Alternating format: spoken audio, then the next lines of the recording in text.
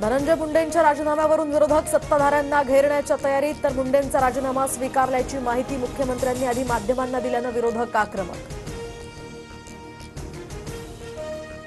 मंत्रिपदाचा राजीनामा दिल्यानंतर पंकजा मुंडे आणि धनंजय मुंडेंची 1.5 तास भेट, तर धनंजय मुंडेंची प्रकृती ठीक नसल्यानं पंकजा मुंडे भेटायला गेल्याची कार्यालयाकडून माहिती।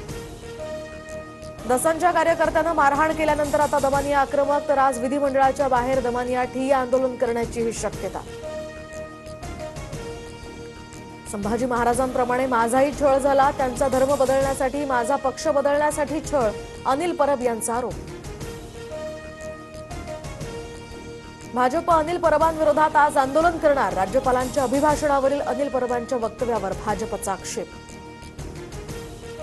घाटकोपरची भाषा गुजराती, मुंबईमध्ये येणाऱ्यानं मराठी शिकलंच पाहिजे असं काही नाही, संघाच्या भैयाजी जोशींचं वादग्रस्त विधान, तर मुंबईची भाषा मराठीच, माझ्या विधानाचा गैरसमज झाला, वादानंतर भैयाजी जोशींची सारवासारव।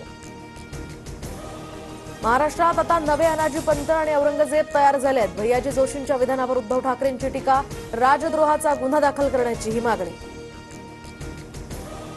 भैयाजी जोशींकडून मराठीचा अपमान नाही, तर काही लोक राजकारण करतायत, त्यांनी आता राजकारण थांबवावं, उपमुख्यमंत्री शिंदेंची प्रतिक्रिया। विधानभवनात सत्ताधारी पक्षाच्या कृतीला जशास तसं उत्तर द्या, विरोधकांना टार्गेट करत असल्यास आता महाविकास आघाडीचे नेते एकत्र येऊन लढणार, तर महाविकास आघाडीच्या बैठकीत निर्णय।